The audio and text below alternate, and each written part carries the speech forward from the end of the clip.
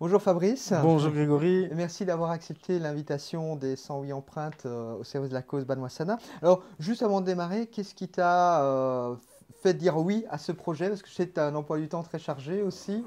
Eh bien voilà, on essaye de défendre les animaux, leurs droits, et je vois que c'est un petit peu votre intention en essayant de faire connaître les éléphants et de créer des connexions entre des humains qui sont souvent coupés de la nature, des animaux, avec justement créer des rencontres avec des animaux pour sortir de l'intellect et qu'on soit au niveau des émotions. Donc je trouve que c'est un super projet.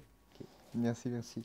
Alors, on va aborder un sujet que je crois va être un des sujets les plus sensibles de toutes les conférences, qui est la végétalisation de la nourriture, qui touche effectivement à quelque chose de très affectif et plein de croyances. Alors, avant de démarrer sur le sujet en lui-même, euh, est-ce que tu peux nous dire comment tu en es venu à végétaliser ton alimentation? Est-ce que ça a été un parcours? Est-ce qu'il y a eu des difficultés? Est-ce qu'il y a eu des moments clés, charnières? C'est un parcours, hein. Je crois que tout le monde, enfin, tous ceux qui sont passés par là ont une histoire un peu différente. Euh, Disons que, bon, comme tous les Belges, je suis né dans une famille et qui croyait qu'il fallait qu'il y ait de la viande ou du poisson à chaque repas. Et comme ma mère ne travaillait pas, elle faisait 2 repas par jour. Donc il y avait chaque fois de la viande, chaque fois du poisson et à 80% de la viande.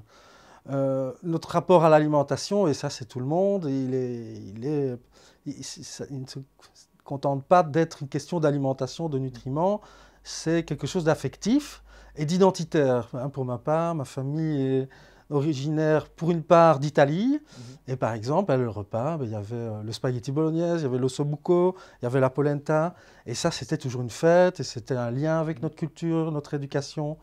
Je sais que les grandes fêtes familiales étaient toujours aussi centrées sur la consommation d'un animal. Hein. Mon grand-père élevait des lapins et des poules, et on nous faisait bien comprendre que c'était vraiment exceptionnel ce qu'on avait dans l'assiette, qu'il avait élevé ses animaux avec amour, que ce n'était pas la même viande qu'ailleurs. Mais enfin, c'était vraiment le point nodal de la rencontre familiale. C'était la viande. Donc il y a vraiment cet aspect-là qui est important.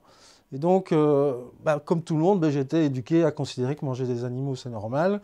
Je me suis rendu compte qu'en fait, il est fort probable que vers 5-6 ans, comme beaucoup d'enfants, j'ai fait la connexion entre l'animal et les animaux en règle générale. Les enfants, ils les aiment Ouais, bien, ouais, ils ont ouais. vu des petits dessins animés. Enfin bon, ils sont plutôt les amis des animaux. Et d'autre part, on mange de la viande. Et donc, du coup, vers 5-6 ans, beaucoup d'enfants posent des questions aux adultes. Ah, mais c'est Mhm. un agneau, mais alors c'est comme la petite bête qui est dans la prairie. Oh, c'est triste, on a tué l'agneau. Ils font la connexion. Et généralement, les parents disent 3 choses à ce moment-là. Ils disent, premièrement, à leur enfant, euh, oui, mais il a eu une belle vie avant qu'on le tue, l'agneau. Et donc, ah bon. Deuxièmement, on le tue sans qu'il s'en rende compte, sans souffrance. Hein, il n'a pas peur, il ne s'en rend pas compte. Et troisièmement, et c'est triste, c'est la vie, il faut en manger, sinon on ne se développe pas, tu vas être malade, tu ne vas pas grandir. Voilà, c'est un petit peu, voilà, c'est une sorte de passage initiatique où on se rend compte qu'il faut tuer des animaux pour vivre. Et donc, vers 5-6 ans, beaucoup de gens l'ont oublié, moi je m'en souviens quand même, mais on voit sur Internet maintenant, il y a des podcasts que les gens prennent des vidéos, on voit des dizaines de témoignages d'enfants qui pleurent à 5-6 ans parce qu'ils apprennent que Mhm. le truc qu'ils sont en train de manger, c'est un animal, c'est un poulpe, c'est un poussin, et ils sont malheureux, quoi. Hein. Mhm. Donc voilà, donc on a tous eu cette éducation que c'est impossible de faire autrement. Donc comment je suis passé à travers, comment je suis sorti de ce conditionnement. Alors il y a eu 3 événements, je pense. Le premier événement, c'est que je viens d'une famille qui s'est... Mon père est un petit peu un hurluberlu, il est passionné de religion, de spiritualité, et il a une période bouddhiste. Et donc aussi, en discutant, moi aussi j'aime bien donc, tout ce qui est spiritualité, philosophie, religion. Et donc, en y réfléchissant, c'était la réincarnation qui nous paraissait, surtout à lui, mais bon, j'étais un peu en admiration, qui nous paraissait être la théorie la plus plausible parce qu'elle expliquait pas mal de choses, notamment au niveau de la culpabilité et le bien, le mal, le karma, c'est assez cohérent. Et donc, il a eu un passage bouddhiste, on a été un peu végétarien à la maison pour des raisons un peu philosophiques. Ça a duré quelques mois, donc j'avais déjà cette idée-là, hein, qu'on ne pouvait pas s'élever spirituellement sans passer par un mode d'alimentation qui soit non violent. Hein, c'est le concept d'ahimsa chez les bouddhistes, de non-nuisance à tout être. Hein. Donc ça, il y a eu un petit passage comme ça. Donc j'étais déjà favorable à une prise en compte des intérêts des animaux. La deuxième prise de conscience, ça a été à l'occasion de mes études de médecine dentaire. J'étais amené à pratiquer des dissections sur des cadavres. De surcroît, on nous apprenait aussi ce que c'était qu'un muscle, un nerf, un tendon. On regardait avec des microscopes à quoi ça ressemblait. Au niveau histologique, en biochimie, on nous expliquait comment ça fonctionnait. Et en gros, j'ai compris, et on nous l'expliquait, que le muscle d'un cochon, le muscle d'un être humain, c'est identique. Après, évidemment, vous avez des questions de alors potentiellement, je suis un cannibale, je mange de muscle, c'est un peu dégueulasse. Et quand je me retrouvais avec mon morceau de poulet, avec mon couteau, à partir de là, c'était fini l'innocence. Je voyais le nerf, l'artère, je voyais le trou, je reconnaissais toutes les parties anatomiques. Donc je commençais à être dégoûté. Parce qu'en fait, tout le conditionnement qui nous permet de manger de la viande, c'est d'oublier complètement que derrière il y a un animal, et que c'est de la chair, et que c'est de la peau, et que c'est... Bref, et que ce sont des organes. Il y a vraiment... il y a une sorte, une schizophrénie, une dissonance qui permet de manger de la chair des animaux sans être perturbé par des considérations morales, en fait. Hein. Et donc, ça, c'était plus possible pour moi. J'ai perdu un petit peu le goût. Troisième événement. Alors, ça, c'était un petit peu les crises alimentaires en Europe, dans les fin 90, dans les années 90. C'est là où j'ai appris, puisque je lisais le journal souvent. À cette époque-là, j'étais fort intéressé par l'actualité. Mes parents regardaient le journal, parlaient tous les jours. Voilà, donc on était ouvert sur ce qui se passait dans le monde. Mais donc, voilà, c'était la crise de la vache folle. La crise de la vache folle, c'est vraiment aussi la prise de conscience que depuis des années, l'élevage moderne avait évidemment transformé les animaux en sorte de machines à produire du lait, de la viande, etc. Ce qui était sordide dans cette histoire, c'est qu'on comprenait que tout le système de production en est à 50 centimes près la tonne pour encore s'enrichir. C'est-à-dire, dans ce cas-ci, ils ont choisi de valoriser les restes du processus d'abattage, hein, ce qui sortait de l'équarrissage, donc principalement les os. Hein, eh bien, au lieu de les jeter, ils ont quand même utilisé. Ils en ont fait des farines, les farines animales. Donc, ils pulvérisaient les os des animaux qui venaient d'être, qui venaient de passer à l'équarrissage. Pour en faire de la farine, ils se sont rendus compte que c'était des protéines, que c'était bon marché puisqu'on allait les jeter, que quand ils nourrissaient les animaux avec ça, ils avaient 3% de croissance en plus. Hein, donc on parle de 3% de croissance, pas beaucoup. Et donc, ils ont utilisé ça. Puis ils se sont rendus compte, des années après, que dans la moelle épinière de ces animaux-là, il y avait des prions, une sorte de virus. Et ils ont donc contaminé toute la chaîne alimentaire avec ce système-là. Mais ce qui est fou, c'est surtout de se dire que des vaches ont mangé des farines animales de vaches.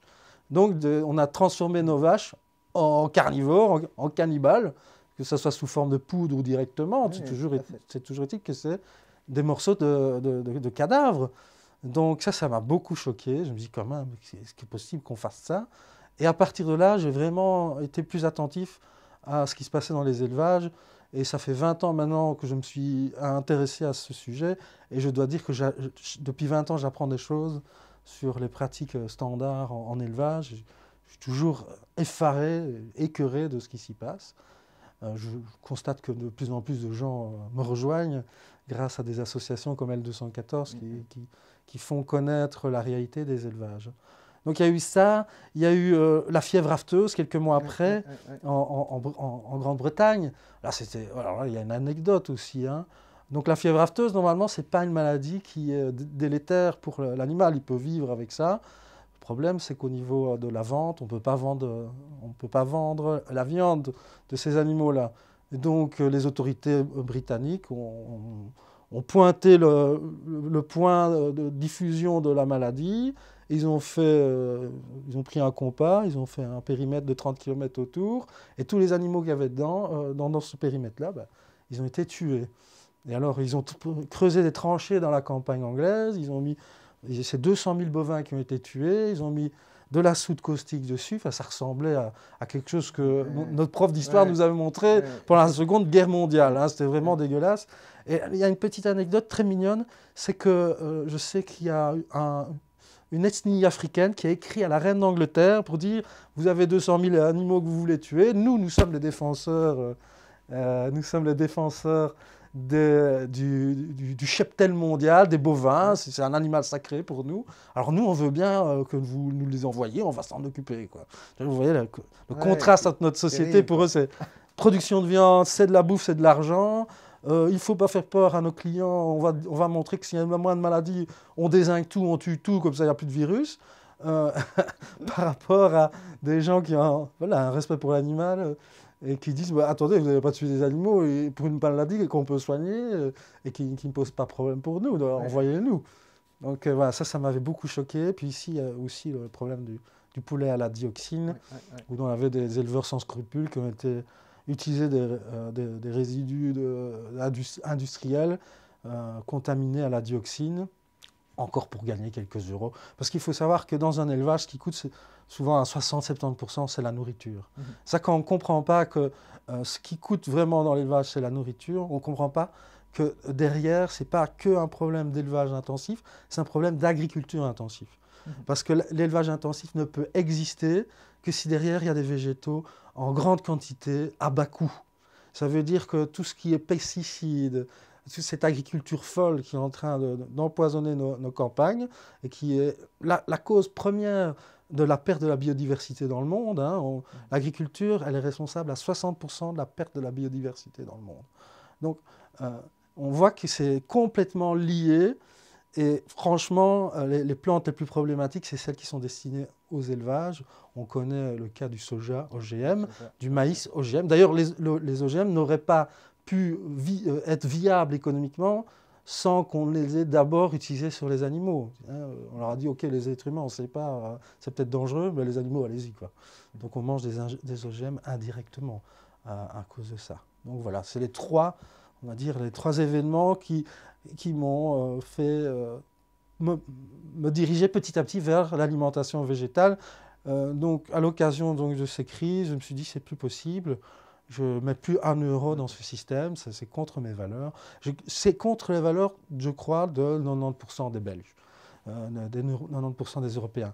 D'ailleurs, il y a une enquête européenne qui a été commandée par justement l'Union européenne, qui était de me demander est-ce que vous êtes prêt à payer plus cher pour de la viande qui provient d'élevage où les conditions sont meilleures. Voilà. Et 67% des gens disent oui. Une autre question, est-ce que vous êtes suffisamment informé de ce qui se passe dans l'élevage? 60-70% ne sont pas informés de ce qui s'y passe. Hein. Et 60-70% prétendent qu'ils voudraient l'être. Et ça, bon, je ne suis pas certain. Toujours est-il que, voilà, ce serait bien d'instaurer une sorte de logo sur les emballages pour que les gens sachent à quoi ils ont affaire. Voilà. Tout à fait. Tu parlais justement que un des problèmes, c'est pas seulement l'élevage intensif, mais surtout l'agriculture qui va avec. Tu peux un peu développer cet aspect-là? Ah oui, ouais, justement, j'étais en train de faire un petit visuel là-dessus. Je suis tombé sur des études américaines, c'est vraiment frappant. Donc les chiffres, je dois encore les vérifier, mais ce sont des sources de publications scientifiques. Donc, rien que pour les bovins accaparent 86% de l'espace des surfaces agricoles mondiales pour restituer seulement 8% de nourriture. Donc dans la masse, je ne me souviens plus exactement du terme, mais dans la quantité d'aliments que nous mangeons, l'alimentation bovine ne correspond qu'à 8% au niveau mondial, mais les bovins accaparent 86% des surfaces agricoles. Or, par exemple, pour l'alimentation humaine, il s'agit, je crois, de 6-7% de surface agricole et qui nourrit et qui apporte 85% de l'alimentation humaine. Donc on a un incroyable différentiel, tout simplement en moyenne, transformer de l'alimentation végétale en alimentation animale pour après nourrir les êtres humains, vous perdez 90% du pouvoir nutritionnel de la plante. C'est aussi simple. Prenons par exemple les protéines. Dans les protéines, il y a de l'azote, donc on sait plus ou moins ce que retiennent les animaux. Eh bien, c'est un des problèmes parce que l'azote, c'est polluant. Mais par exemple, un bovin, vous lui apportez par exemple 1 kg d'azote via l'alimentation, c'est souvent les protéines qui contiennent l'azote, il va excréter 800 grammes. Il va retenir que 200 grammes pour lui. Donc on va se retrouver avec 800 grammes d'azote qui va... Malheureusement, il va avoir un problème de pollution après. Hein. Mais en gros, ben, vous avez tout le temps une perte à toutes les échelles de la production. C'est des animaux qui vont respirer, donc ils vont dépenser de l'énergie. Fuite d'énergie. Ils vont bouger. Ils vont tout simplement pas tout retenir puisqu'une partie n'est pas digérée.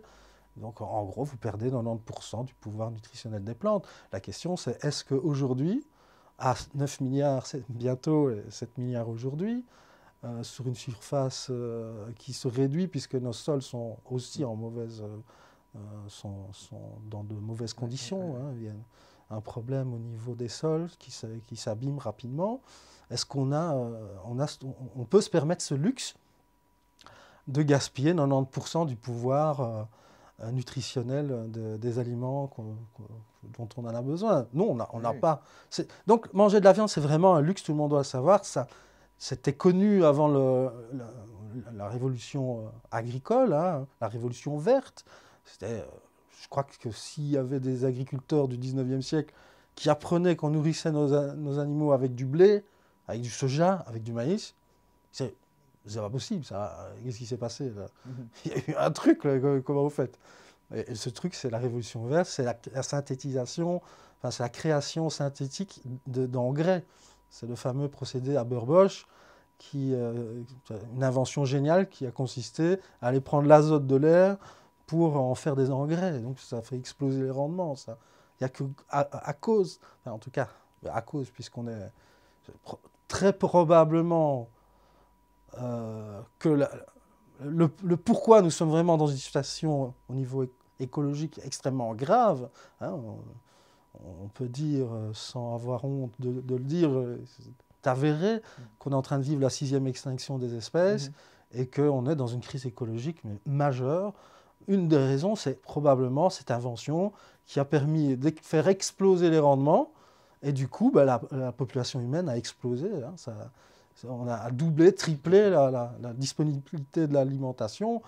Il n'y a que grâce à ce processus qu'il y a il y a autant de gens qui peuvent vivre sur cette planète. Mais le problème, c'est tout ce qui suit, puisque ces milliards de gens, ils consomment. Et donc, le système de consommation et d'agriculture actuelle fait que on entretient effectivement tout ce déséquilibre et ce désastre écologique. Oui, en plus, c'est un système très pernicieux. C'est-à-dire que la course à l'intensivité, à la production à tout prix, a complètement placé les agriculteurs dans une situation extrêmement délicate. C'est-à-dire que pour produire autant à l'hectare avec un agriculteur, c'est ça la force de cette agriculture-là, elle n'est pas plus productive au mètre carré. L'alimentation bio, hein, l'agriculture respectueuse des sols, plus efficace pour produire au mètre carré. Cette agriculture produit plus d'aliments par mètre carré.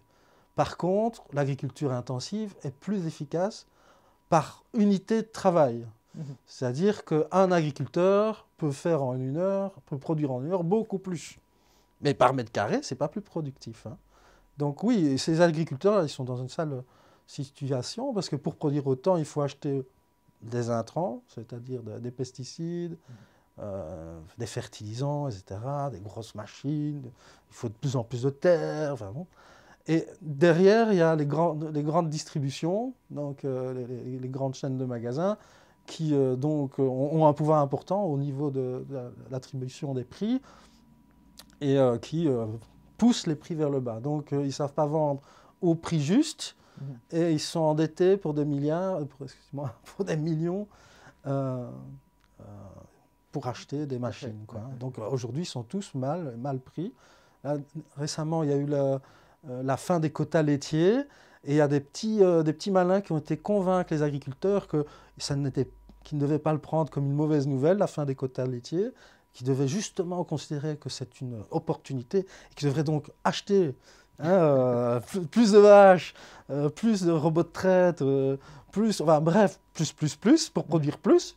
Hein, que eux, comme ça, ils vont diminuer leurs coûts et ils vont pouvoir baisser donc leur prix et donc être concurrentiels sur les marchés, etc. Ouais, mais ils ont dit ça à tout le monde. Donc, fin des quotas, tout le monde a fait ça. Bouf, on s'est retrouvé avec plein de lait sur le marché. Bouf, les prix sont écrasés. Voilà. Bon, ce système n'est pas efficace pour nourrir les gens, est en train de détruire les écosystèmes, rend les agriculteurs malheureux. Les citoyens, les habitants des pays européens constatent qu'il y a un problème au niveau des effluents, des pesticides, donc ça pollue énormément. Enfin, tout le monde est malheureux dans cette histoire. Il n'y a qu'une petite poignée qui retire, on va dire, pas mal de bénéfices de ce système, mais c'est une catastrophe pour la majorité des citoyens. C'est vrai et ça, dans le simple acte, je dirais, politique et économique de se nourrir de l'animal. C'est dans cet acte-là, en fait, qu'on permet à ce système de continuer de perdurer. Alors, comment en sortir comment en sortir? On parlera peut-être de ça après, juste peut-être avant d'en parler.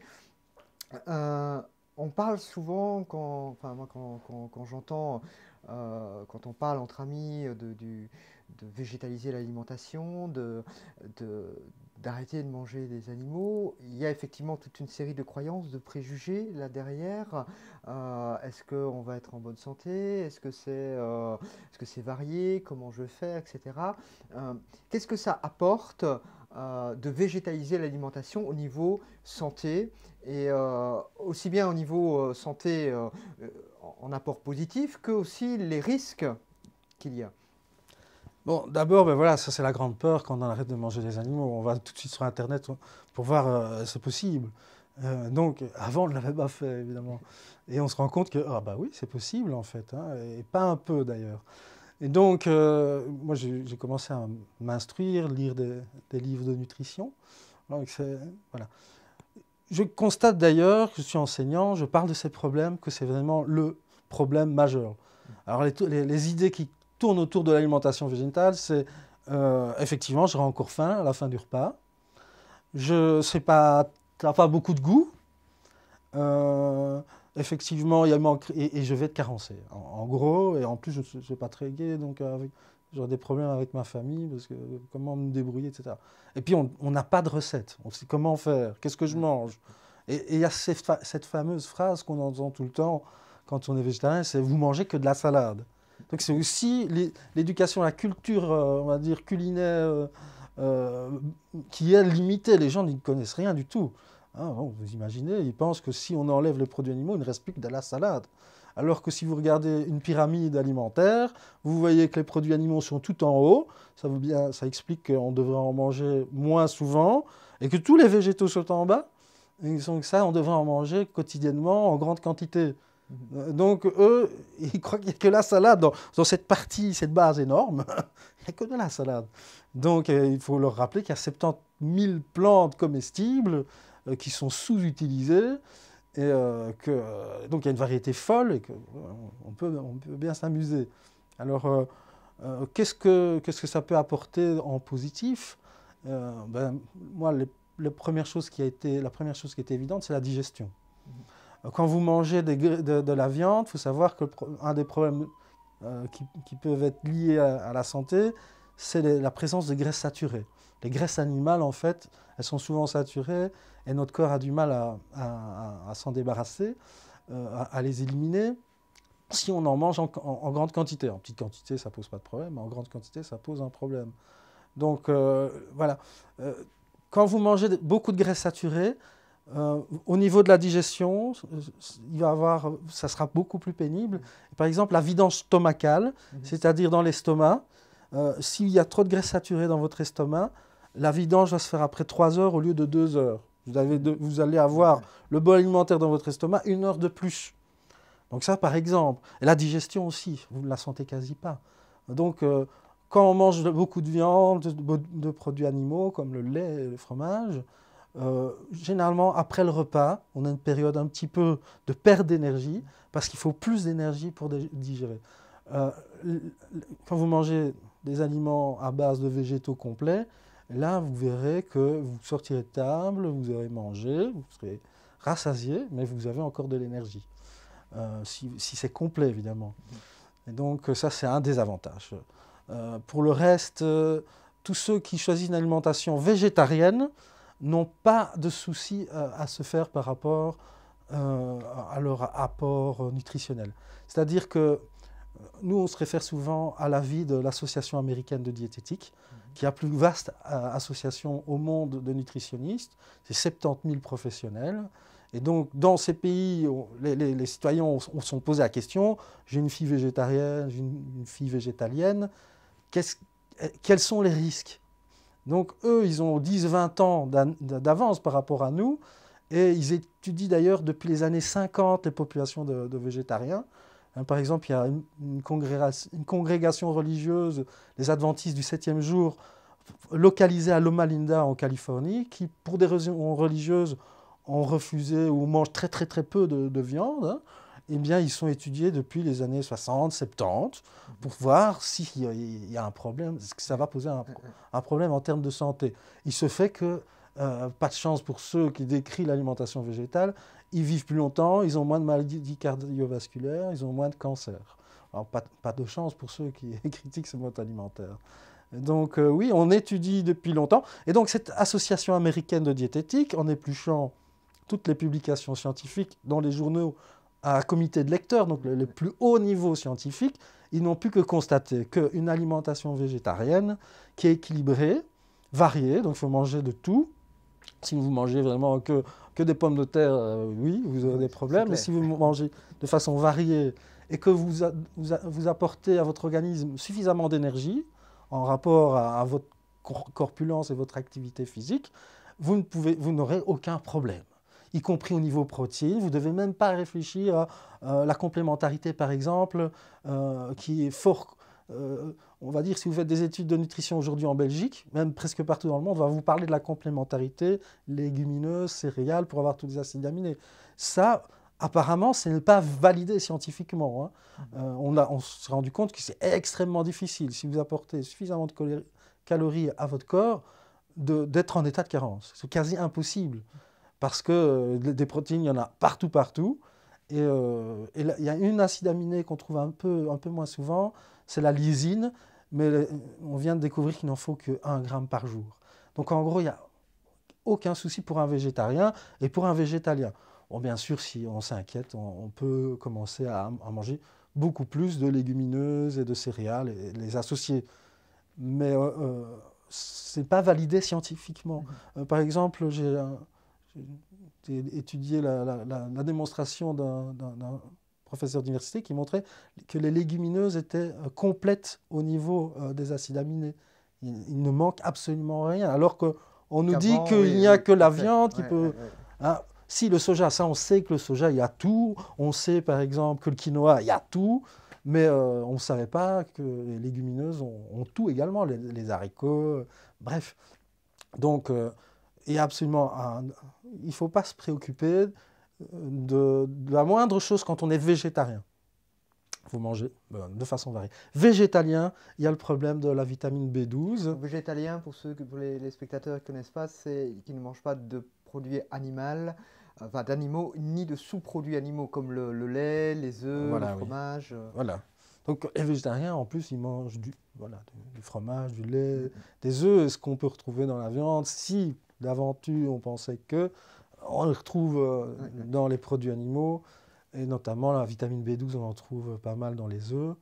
Donc les végétaliens, eux, se retrouvent sans vitamine B12 et doivent consommer de la vitamine B12. Mais alors bien souvent, on se dit, ah ben oui, alors, quand on devient végétalien, il faut aller chez le pharmacien, c'est pas naturel. Alors là, à ça, il faut répondre que l'élevage n'est pas naturel. Hein, ça ne fait que 12 000 ans qu'on maîtrise cette technologie. L'Homo sapiens sapiens, notre espèce, elle est apparue il y a 200 000 ans.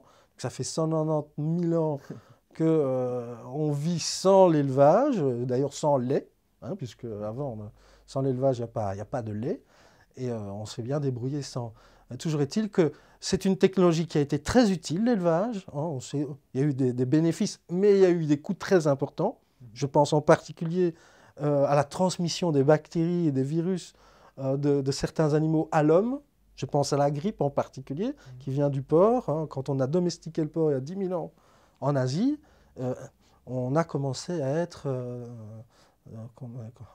enquiquiné par la grippe. Et ça, la grippe, elle a tué des millions de gens. Donc c'est une technologie qui a apporté, on peut dire, un plus à l'humanité, mais on a payé très cher aussi. Hein. Quand la grippe espagnole a tué 20 millions de personnes, elle a tué plus de gens que les morts de la guerre 14, à la même période. Donc une maladie animale qui a bien plus tué d'humains que les humains entre eux. Ça, c'est complètement oublié, parce qu'on a toujours des problèmes de transmission de bactéries dangereuses et de virus dangereux de l'animal à l'homme via ces élevages, et on en parle assez peu. Donc, je ne me rappelle plus pourquoi on parlait des élevages, des virus ici. Ah oui, voilà, excuse-moi. Je crois que Donc, c'est une technologie nouvelle également, l'agriculture. Mais donc, obtenir de la vitamine B12, c'est aussi une technologie qui est, ce qui est évidemment une technologie plus récente, mais finalement c'est aussi de l'agriculture, c'est de l'élevage également. En fait, la vitamine B12, elle n'est synthétisée que par les bactéries.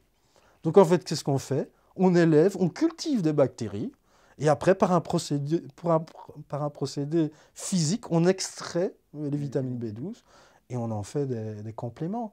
Donc c'est aussi, quelque part, de l'agriculture, c'est aussi de la technologie au service de l'alimentation humaine, à prendre en considération que la plupart de nos animaux d'élevage en bâtiment, poules et cochons, sont nourris avec ces vitamines B12 synthétiques.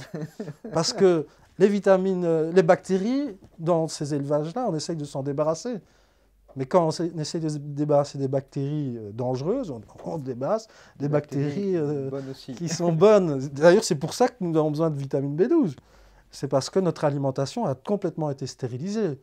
Avant, on n'aurait pas eu besoin à ce point de vitamine B12 parce que nos aliments étaient un peu contaminés par de l'eau pas très propre, etc.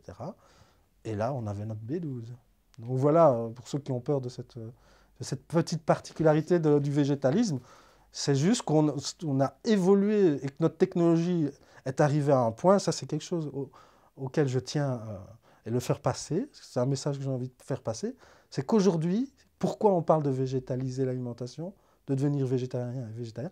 Parce que c'est possible technologiquement, parce que ça ne l'était pas au 19e siècle. À cause, par exemple, le problème de réfrigération, donc de conserver les aliments en hiver. Chez nous, on ne pouvait pas être végétarien en Belgique. Pendant 6 mois, il n'y a rien qui pousse.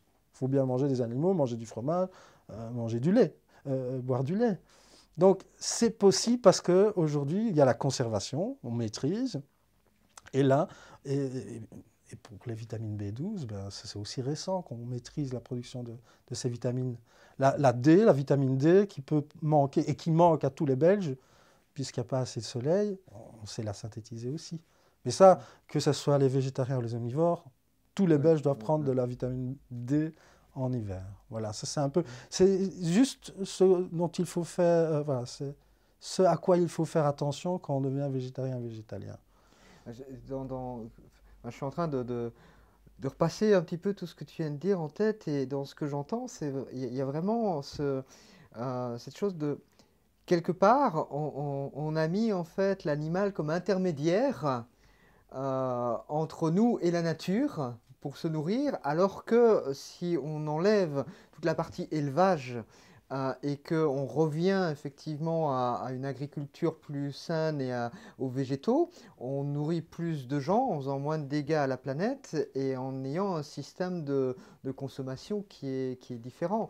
Le truc de la vitamine B12 qui est donnée aux animaux d'élevage, je ne la connaissais pas Ah celle-là. oui, C'est assez ah oui, fou. ah ben, parce que allez, je vous donne deux idées fausses et qui complètement perturbent les gens quand on leur explique. Par exemple, cette histoire des 8 acides aminés essentiels. Mhm. Hein, pour faire vite, nous avons besoin de 20 acides aminés pour constituer nos protéines. Il y en a 12 qu'on peut oublier, 12, 11, hein, il y a des changements récents, qu'on peut oublier parce que notre corps les synthétise. Il reste 8 qu'on ne sait pas synthétiser. Et alors, on nous présentait la viande comme une bonne source, parce que l'animal, la chair animale, a le même rapport en acides aminés que nous. Évidemment, c'est de la chair. Nous sommes faits de chair. Non, ils ont les mêmes rapports, la même proportion des différents acides aminés. Donc, on dit que c'est la bonne source pour s'alimenter. Mais implicitement, on nous fait croire que ces acides aminés essentiels proviennent de l'animal. Or, les animaux ne savent pas les synthétiser. Nous ne savons pas le faire. Les animaux que nous mangeons ne le savent pas faire non plus. Donc, c'est les plantes. Il n'y a que les plantes qui savent synthétiser ces acides aminés au niveau du mécanisme cellulaire des plantes. Donc, la lysine en question, qui est un acide aminé difficile à trouver, il n'y a que les plantes qui savent les synthétiser. Et c'est pour ça qu'on importe des tonnes et des tonnes de soja d'Argentine, du Brésil, des États-Unis, parce que c'est une plante qui contient énormément de lysine. Et quand vous allez sur un portail d'une société qui vend des cochons, d'élevage, etc., on se rend compte que pourquoi ils sont obligés d'importer du soja, c'est qu'ils n'ont pas de lysine. Et donc, le cochon n'en a pas non plus, et alors il ne va pas croître. Donc du coup, ça c'est une idée, c'est qu'on pense qu'on va aller trouver nos bons acides aminés dans la viande, mais les animaux ne les synthétisent pas, il faut des plantes. Alors, pourquoi passer par cet intermédiaire-là? C'est complètement c'est sans fondement. Bon, ça c'était un des aspects dont je voulais te parler, mais il y en avait un deuxième, mais je ne sais plus lequel. Bon, enfin bref. Et dans ce que tu dis aussi, j'aime bien cette notion d'évolution. Parce que bon, on est quand même dans un schéma et dans un événement où on parle de conscience évolutive, de dire que avant, quelque part, c'était pas possible de végétaliser l'alimentation. Il fallait passer par cette alimentation carnée qui aurait pu se passer différemment, mais bon, voilà, qui a explosé. Et que maintenant, l'évolution serait peut-être, si on veut s'en sortir de cette fameuse crise, de cet effondrement, de continuer vers une végétalisation. Oui, moi je pense que c'est inéluctable, parce qu'on sent bien qu'il y a, on va dire que l'exigence éthique, morale est en train d'évoluer, et les modernes, les gens qui vivent dans nos sociétés, c'est clair qu'il faut vivre dans une société d'abondance, parce que les intérêts des animaux deviennent secondaires quand on est dans une société où le manque est important, mais dans des sociétés où on maîtrise la production agricole, voilà, ça devient inutile d'exploiter les animaux. Donc je crois qu'on ira dans cette direction. Forcément, en tout cas, les historiens constatent depuis 2 siècles vraiment une augmentation extrêmement forte de la conscience des gens, de leur empathie qui de plus en plus se déploie et commence à intégrer les animaux. Et petit à petit, alors qu'il y avait un discours différentialiste pendant de nombreux siècles, c'était eux ne sont pas nous, les animaux sont très différents. C'est toujours ce qu'on a utilisé comme technique pour exploiter, que ce soit de la main-d'œuvre étrangère, via l'esclavage, ou exploiter les femmes, exploiter qui que ce soit. On a toujours utilisé un discours différentialiste en disant on peut les exploiter, ils ne sont pas comme nous, ils ne souffrent pas comme nous. Bon, bref. Donc ça, ce discours-là, il est plus possible aujourd'hui parce que la science nous a nous a appris qu'en fait nous étions des animaux. L'embryologie nous a appris que à un stade, on va dire, précoce dans l'évolution du fœtus, si vous observez un fœtus humain à 2-3 semaines, il ressemble plutôt à un poisson. Ouais. C'est la preuve qu'on vient tous d'un animal ancêtre commun, donc nous sommes tous voilà, frères. La neurologie a montré que les structures cérébrales étaient totalement similaires au niveau, par exemple, du cortex limbique. Cortex limbique d'un homme, cortex limbique d'un cochon, c'est très similaire. Mais c'est là où résident les émotions. Donc toutes les émotions humaines qu'on croyait être le propre de l'homme, eh bien, la science prouve qu'elles existent chez l'animal. Les mammifères, voilà, quand vous mangez un cochon, quand vous mangez une vache, c'est des animaux qui éprouvent des émotions qui sont assez similaires aux nôtres. Avant, on en doutait. Et c'est très récent parce que, pour vous dire, j'avais un cours d'anthropologie. En 1932, des chercheurs sérieux se posaient la question de où fallait-il situer les Africains. Est-ce qu'on les plaçait comme intermédiaires entre l'homme et le singe en 1932? Voilà, c'est pas il y a si longtemps. Donc alors, les animaux, n'en parlons même pas, ils sont sur la planète Mars, quoi. Et aujourd'hui, ben voilà, hein, embryologie, neurologie, éthologie, physiologie, enfin, la science nous prouve que nous sommes des animaux. Génétique, entre un singe et un être humain, il y a 98% de similarité. Oui. C'est pour ça d'ailleurs que, pour revenir au thème de l'alimentation végétale, quand nous étions nous sommes d'ailleurs, nous appartenons à une famille qui est la famille des hominidés. Il y en a encore 5 sur la planète, des hominidés. Il y a les hommes, mais bon, il y a les chimpanzés, il y a les gorilles, etc.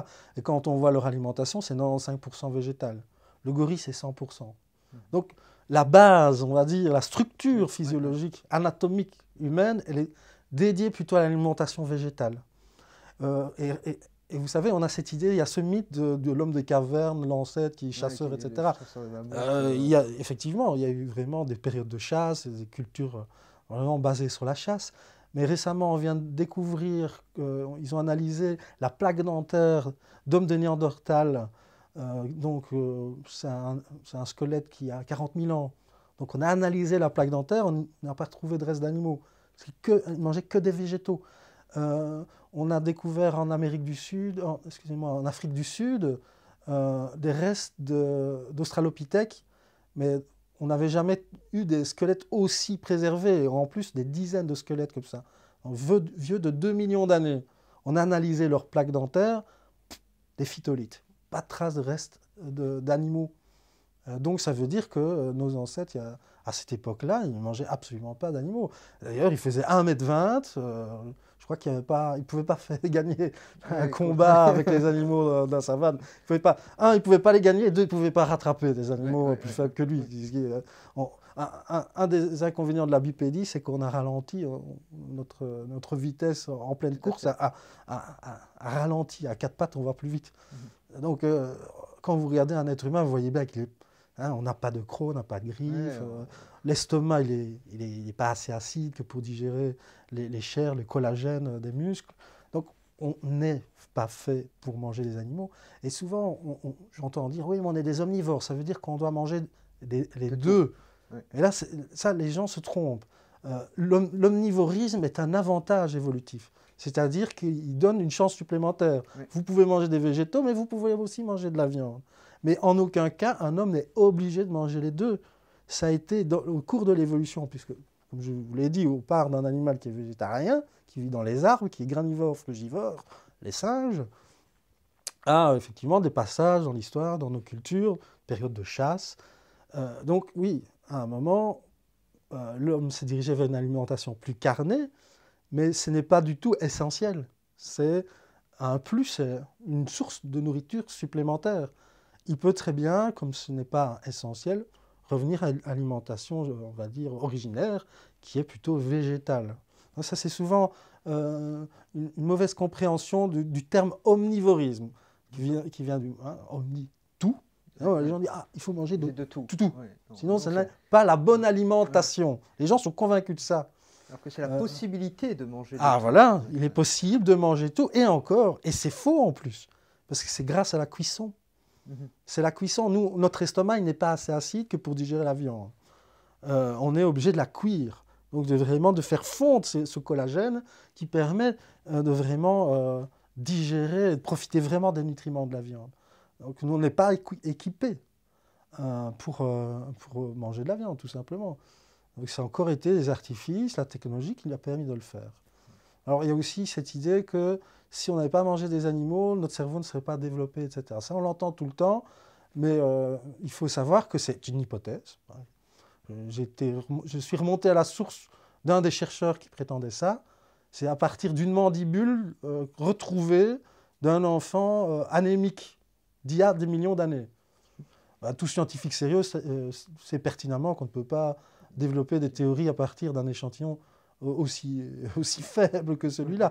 Et il y a d'autres théories qui expliquent pourquoi notre cerveau s'est développé au cours de l'évolution, qui tiennent plus la corde, qui sont plus, on va dire, qui ont plus la faveur de la grande majorité des chercheurs, notamment américains, pour expliquer le développement du cerveau. Notamment, ils parlent de l'apparition du langage, qui ont complexifié les échanges étant devenus plus complexes, dans des groupes plus grands, il a fallu développer des aptitudes intellectuelles plus grandes pour gérer tous les rapports entre les hommes. C'est une autre théorie, elle est valable aussi. Donc voilà, ça c'est ouvert en tout cas. Alors, si on pose le postulat, de toute façon, c'est vrai qu'on est dans un système qui est en effondrement. Si on pose le postulat que végétaliser l'alimentation, c'est-à-dire sortir du système de consommation effrénée et d'agriculture intensive pour provoquer l'élevage et tout ça, si on veut sortir de ce système, quel serait pour toi, je me mets un peu à la place de certains spectateurs qui sont peut-être juste à ce moment de leur existence, de se poser la question de « et pourquoi pas ?» Et si j'osais, quels seraient les premiers pas pour que cette transition puisse se faire de manière la plus naturelle, la plus confortable possible? Les premiers pas, on est en train de... Voilà, je pense que le scénario est en train de se jouer sous nos yeux. Il va y avoir une montée donc, des défenseurs. Les défenseurs des animaux vont être de plus en plus écoutés, puisque les gens sont de plus en plus sensibles à la condition animale. Donc ça va commencer par exiger, par exemple, des logos sur les paquets de viande pour dire élevage intensif, élevage extensif. Après, il va y avoir une interdiction des élevages intensifs. Parce qu'en Suisse, par exemple, si je ne me trompe, ils ont décidé l'arrêt des élevages intensifs. Donc un jour, il y aura l'arrêt des élevages intensifs, pour probablement des raisons éthiques. Il ne faut pas oublier qu'au niveau de l'emploi, historiquement, la perte d'emploi dans l'agriculture, c'est l'intensification de l'agriculture. C'est souvent, nous, on nous présente, les gens qui veulent conscientiser les citoyens à l'alimentation végétale, on nous présente comme les tueurs de l'agriculture, les tueurs de l'élevage. Ce qui a tué l'agriculture, en tout cas qui a démoli les emplois dans l'agriculture, c'est l'agriculture intensive, l'élevage intensif, historiquement. Et puis, bon, un enfant comprend très bien que si on sait produire 10 fois plus avec un système hyper productif, il y a besoin de moins de gens. C'est clair. Bref. Clair. Donc, on va avoir un avantage. Je pense que les gens seront intéressés de récupérer du travail aussi au niveau agricole. Hein. Donc, il va y avoir de plus en plus de contraintes pour les éleveurs, dans l'intensif de plus en plus, jusqu'à ce qu'ils soient obligés d'abandonner. Parce que imaginez qu'on les fasse payer aussi pour la pollution, pour l'impact de l'élevage intensif. Imaginons qu'on arrête de les subventionner. Parce que en plus, c'est un système qui est à perte. C'est-à-dire que sans les subventions, tout ça s'écroule. Hein. La viande qu'on achète, elle est subventionnée, elle a un prix artificiel, totalement artificiel. Hein. Si on intègre les vrais coûts de la production de la viande, en intégrant l'impact sur la santé et sur l'environnement, elle va coûter super cher. Et là, on sait qu'on va avoir vraiment une diminution. On risque aussi d'avoir des pays qui décident de taxer la viande pour des raisons climatiques. Parce qu'on sait ce qui arrive. Hein, le climat, c'est vraiment la priorité numéro un. Au Danemark, ils y pensent. Il y a une étude d'Oxford, des scientifiques ont dit il faut taxer la viande, sinon on n'arrivera pas à l'objectif de ne pas dépasser les 2 degrés d'augmentation aux horizons 2020-2030. Donc ça, c'est une certitude. Donc il va y avoir une phase où je crois que l'élevage intensif va avoir des sérieux problèmes, des sérieux soucis. Après, les élevages extensifs, il faut savoir qu'en élevage extensif, on produit moins il faut plus de végétaux, forcément. Vous n'allez plus utiliser des races gonflées génétiquement. Et il faudra des aliments naturels. Donc il faudra plus encore d'espace. Et on sera 9 milliards. Parce que ça sera du... Donc on y va tout simplement parce que les gens vont prendre conscience. Il y a une ONG suédoise qui s'appelle Water Footprint qui a dit, bon, oubliez le reste, on va arrêter de manger de la viande à cause du manque d'eau. Parce qu'une personne sur 2 sur cette planète manquera d'eau.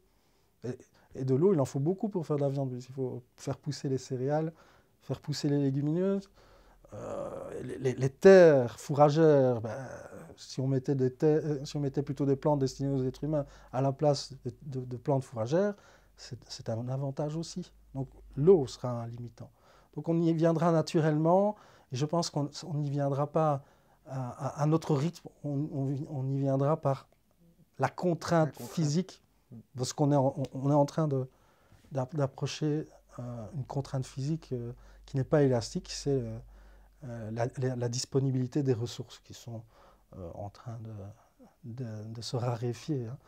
Pour donner un chiffre, normalement, donc ça c'est quelque chose que j'aime bien aussi, j'aime bien utiliser cet outil-là pour que les gens se rendent compte, mais j'aime vraiment bien l'outil de l'empreinte écologique. On prend une personne, on voit quelle est son empreinte écologique, combien de terre, de surface de terre est nécessaire pour répondre aux besoins de cette personne, à sa consommation alimentaire, c'est sûr, combien de terre il faut pour nourrir un Belge, mais aussi pour la construction, pour enfouir ses déchets, enfin pour produire en fait ce qu'il consomme. Eh bien, un Belge, il a besoin de 7 hectares, 4,2 pour répondre à ses besoins aujourd'hui. Alors ça, c'est le rapport du WWF ou d'autres ONG. Donc on est le 4e pays au monde qui a la plus grosse empreinte écologique. En 2010, le récent rapport nous mettait à ex-aequo avec les Américains. Et une des raisons pour lesquelles nous avons un impact si important, c'est parce qu'on importe la moitié des aliments pour nourrir nos animaux. Il faut savoir que la Belgique, c'est vraiment une terre d'élevage intensif. Quand on voit le nombre d'animaux qu'on tue dans les abattoirs belges, 300 millions, on se rend compte que c'est gigantesque. Donc bref, il faut nourrir tous ces animaux, donc ça nous donne une empreinte. Mais tout simplement, donc il faut 7,2 hectares pour un Belge. Et devinez combien d'hectares il faudrait que de combien d'hectares il faudrait que nous nous contentions pour que la terre soit durable, enfin en tout cas que les écosystèmes puissent survivre à notre soif de consommation. Chaque Belge aujourd'hui a droit à 1,8 hectare pour que ça soit durable et qu'on ne démolisse pas tous les écosystèmes. Donc on ponctionne 4 fois plus de ressources qu'on ne le devrait le faire. Donc voilà, tout simplement, ça, il y a un jour où ça va devoir être pris en compte. Je ne vois pas pourquoi les autres pays vont continuer à accepter que nous pillons les écosystèmes, non seulement chez nous, mais chez nous d'ailleurs, généralement on est écolo, on crée des petits espaces naturels, on crée des réserves naturelles, on a fait des progrès. Oui, mais on importe des tonnes et des tonnes de végétaux d'autres pays, et là on n'est pas regardé au niveau environnemental, donc qu'est-ce qu'on fait? On saccage par notre consommation les surfaces des terres de citoyens d'autres pays. Alors ça, c'est aussi quelque chose qui n'est pas éthique. Donc ça, je pense que ça va aussi jouer dans la balance. Et ici, maintenant, si on comprend bien qu'il y a vraiment un enjeu évolutif, là, si on veut continuer en tout cas, à offrir aux générations futures une planète avec des écosystèmes qui soient encore viables et durables, qu'il y a une nécessité d'action maintenant. Et souvent, on entend dire mais moi, je ne peux rien faire, je suis tout seul, on est trop isolé, c'est les grands qui ont tout le pouvoir, la politique, ceci, cela. Qu'est-ce que la personne qui écoute là maintenant cette conférence euh, peut faire comme action, comme choix, qui pourrait avoir un impact immédiat. Même aussi petit soit-il, hein, on parle souvent de faire sa part de colibri. Hein, Oui, oui, c'est oui. quoi la part de colibri de tout un chacun par rapport à cette thématique? Et Euh, justement, ça c'est vraiment, je suis content que tu me poses la question, et c'est le seul domaine qu'on maîtrise, notre consommation. Donc, les scientifiques nous disent il y a deux enjeux vraiment prioritaires si on veut sauver la mise de notre espèce. Trouver des substituts à l'énergie, donc aux Fossile, énergies ouais, ouais, fossiles non renouvelables. Il faut absolument trouver une énergie qui soit renouvelable et qui ne produise pas donc, des gaz à effet de serre. Et deux, changer notre mode alimentaire. Nous, citoyens, on n'a pas beaucoup d'impact sur les politiques énergétiques.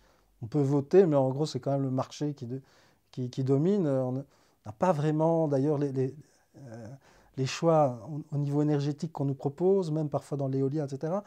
Bon, ça, on ne sait pas faire grand-chose. Par exemple, le bilan carbone d'une voiture comme, par exemple, une Prius, c'est pas certain que ce soit mieux. Parce ouais. qu'effectivement, elle pollue moins, mais il faut fabriquer la Oui, pile à oui, tout à fait, hydrogène. tout à Et fait. et en plus, C'est, il faut la ouais, ouais, changer. ouais, ouais. Donc, c'est souvent un miroir aux alouettes. Hein, Mhm. souvent donc ça, il faut faire attention. Mais en gros, on ne sait pas faire grand-chose. On, on- on attend qu'il y ait vraiment une énergie et je suppose que tout le monde se ruera dessus pour l'utiliser. Mais par contre, l'alimentation, il n'y a absolument besoin d'aucune technologie. Tout est là. Et puis, ça, c'est de notre ressort. Changeons de rayon, tout simplement. Il y a un rayon viande et à côté, vous avez des rayons substituts de viande. Enfin, en tout cas, chez l'épicier, ça suffit. Hein. Mhm. Donc ça, chaque personne peut vraiment avoir un impact vraiment très, très conséquent. Hein. On a calculé, par exemple, que, oui, par exemple, passer d'une voiture à une Prius, ça, au niveau des émissions de gaz à effet de serre, ça a moins d'impact que de manger, de changer d'alimentation, tout simplement. Et, ce que j'entends aussi beaucoup, c'est oui, mais moi je mange local, de fermier, etc. Bon, d'abord, fermier aujourd'hui, ben voilà, 90% des élevages de l'agriculture, c'est de l'intensif. Il faut voir les chiffres. Bref, c'est exceptionnel, les gens qui travaillent en extensif, sans produits phytosanitaires, etc. Donc c'est déjà votre fermier du coin, désolé, mais c'est C'est rarement un l'intensif. modèle. Ouais. Deuxièmement, local, on a calculé la part d'énergie grise provenant du transport des aliments pour qu'ils finissent dans l'assiette.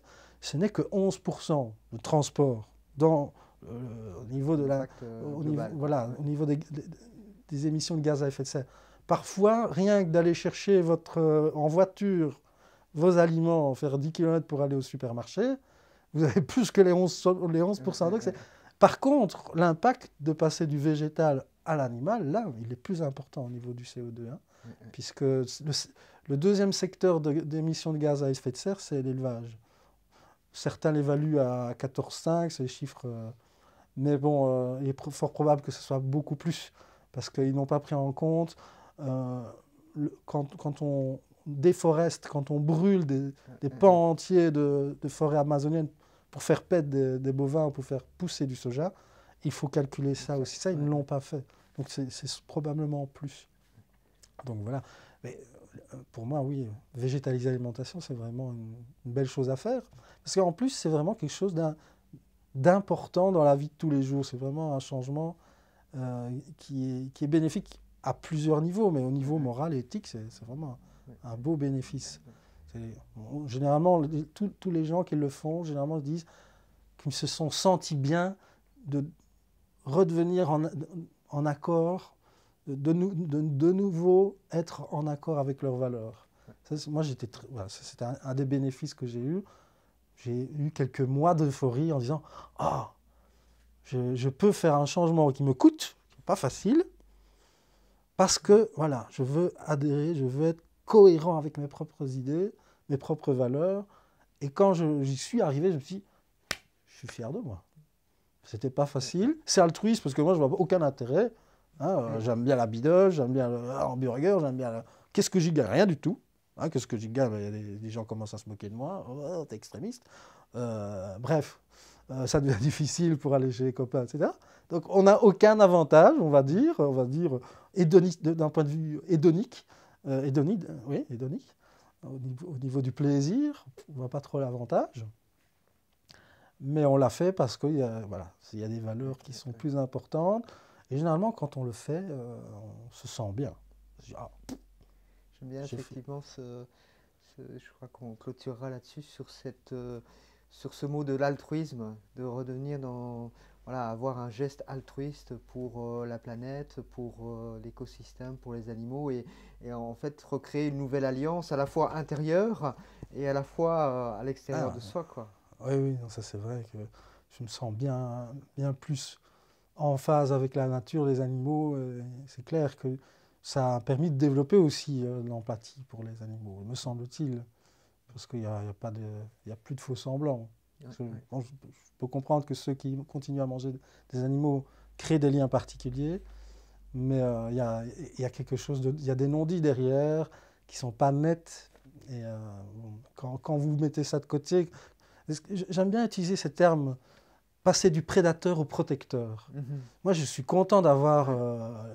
je suis plus un prédateur. Je suis toujours, on l'est toujours, parce que l'agriculture nécessite toujours à un moment de sacrifier, que ce soit les plantes, mais de toute façon, il y a aussi des mulots, il y a des vers de terre.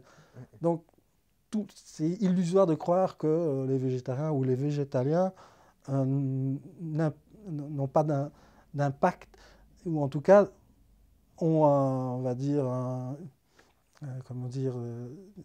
au niveau des animaux tués, du nombre d'animaux tués, que ce nombre soit zéro. Ce n'est pas du tout vrai. Mais par contre, on fait tout son possible quand même.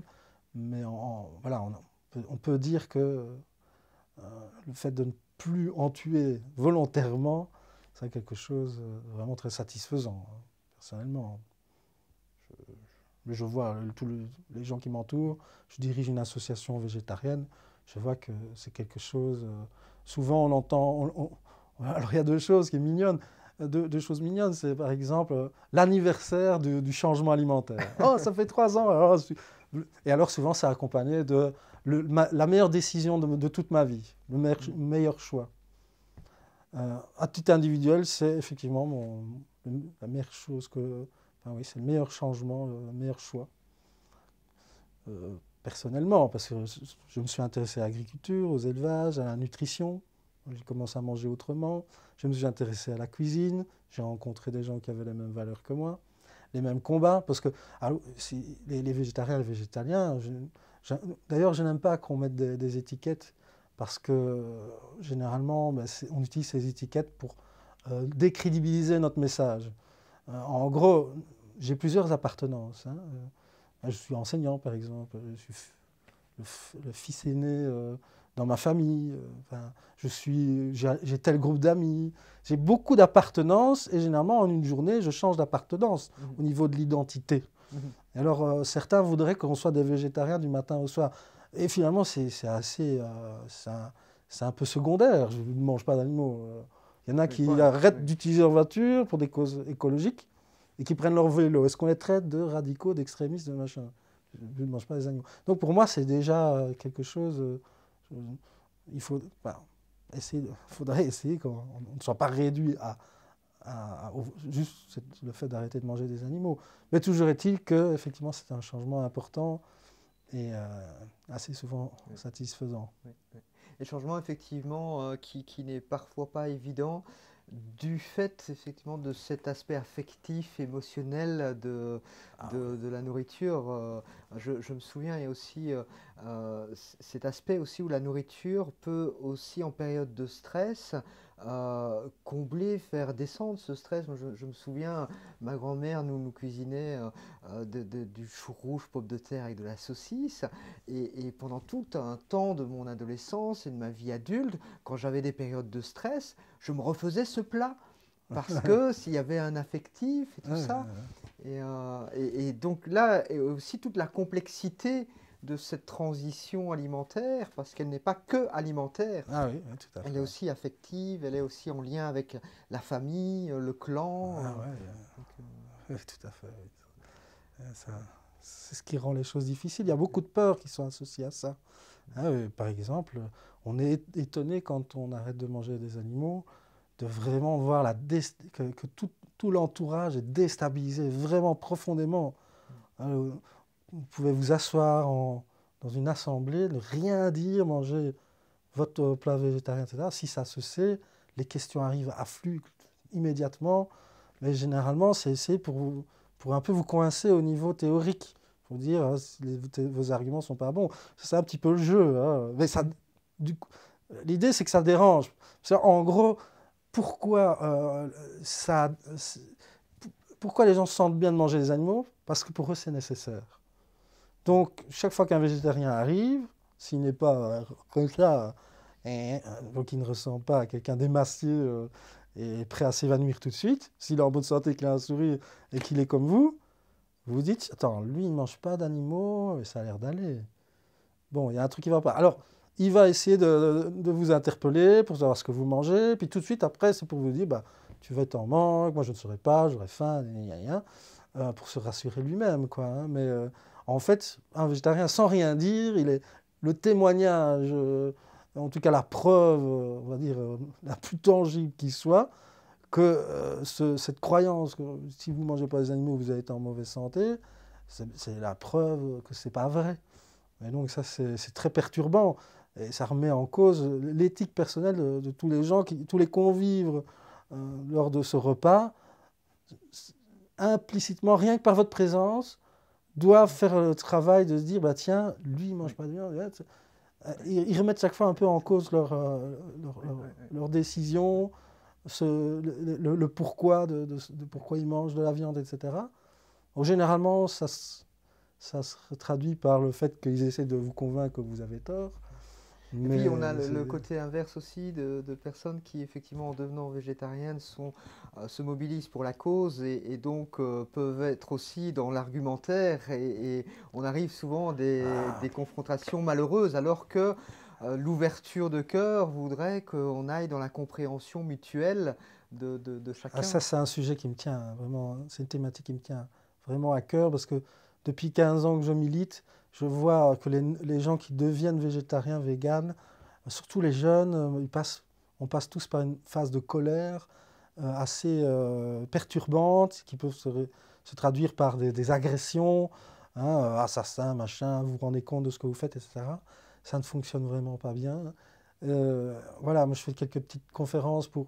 Voilà, ça c'est une conférence que je propose aussi, c'est de donner des conseils au niveau de la communication, donc une façon de dialoguer, hein, parce qu'il y a quelques règles. En psychologie cognitive, on a étudié ça, comment induire des changements par le dialogue.